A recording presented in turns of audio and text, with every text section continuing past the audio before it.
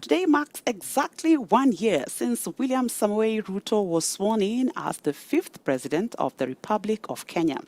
In the run-up to the 2022 general elections, Ruto, who was the then deputy president, and his running mate Rigathi Gachagua laid out a raft of promises under the Kenya Kwanza Alliance 5-point manifesto. The manifesto proposed reforms in agriculture, micro, small and medium enterprises, MSMEs, economy, housing and settlement, healthcare and the digital superhighway, as well as the creative economy. Among the top issues Ruto and Gachagua vowed to tackle were economic recovery, reforms in the public healthcare system, and what they called an end to state capture.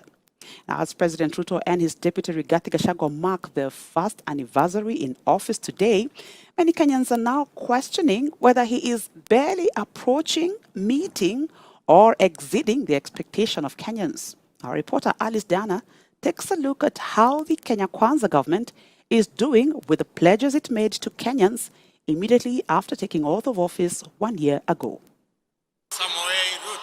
While taking his oath of office at Kasarani National Stadium on September 13, 2022, President William Ruto outlined his Kenya Kwanza government pledges that were hinged on 5 pillars, namely housing, health access, MSMEs and financing, agriculture and food security, and ICT and creative economy. Under this, Ruto vowed to cure the ailing economy and scale down the high cost of living, pay off Kenya's debts, create jobs for the unemployed hustlers, provide universal health coverage for many, and improve infrastructure. On agriculture and food security, he pledged to invest at least 250 billion shillings in 5 years to boost the sector. He also pledged to transform 2 million poor farmers from food deficit to surplus producers. So far, the government has subsidized fertilizers as a long-term strategy to achieve sustainability in food production in the nation. In the second pillar, which is MSMEs, he promised to provide 50 billion shillings every year to provide reliable access to credit, what we now know as the Hustler Fund. The government has managed to provide over 31.5 billion shillings towards providing reliable credit, otherwise known as the Hustler Fund, against a promise of injecting 50 billion shillings to the fund. The affordable housing plan aimed to build 250,000 new affordable houses every year, and they propose to do this through public-private partnership arrangements. The plan also included growing the number of mortgages to 1 million and the establishment of a settlement fund to acquire land and resettle up to 1 million landless families. The government has introduced a levy towards achieving the plan. The levy, contained in the Finance Act 2023, has seen Kenyans in the formal sector make a monthly contribution of 3%, which is payable by the employer and employee at a rate of 1.5% each. On the health pillar, the president promised a fully publicly funded primary healthcare system. The plan also proposed establishing new level 6 hospitals in 6 new cities and hiring an initial 20,000 healthcare workers. Currently, there is a motion to scrap the National Hospital Fund (NHIF) and set up 3 new funds in its place, namely the Primary Healthcare Fund, Social Health Insurance Fund, and the Emergency, Chronic and Critical Illness Fund.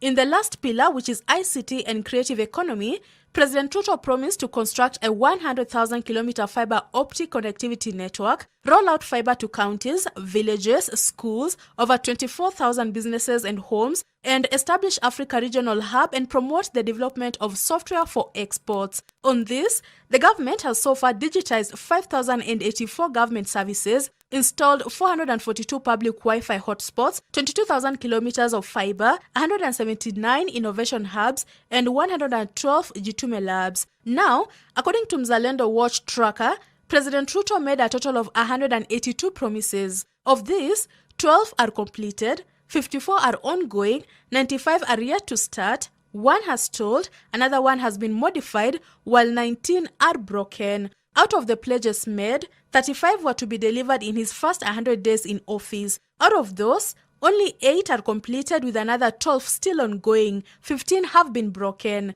71 promises were to be achieved within the first year in office. Out of these, 47 are yet to start, 22 are ongoing, 1 is complete and 1 is broken. Other promises that the president made are long-term goals that are to be achieved within his 5-year term. Even as some Kenyans feel President Ruto has done a lot in his first 100 days, others believe that Ruto has not only fallen short of the expectations of many Kenyans who supported him in office, but also of the promises he made before taking office. They claimed that Ruto's administration has underperformed on the most important aspects of running government, from governance to service delivery.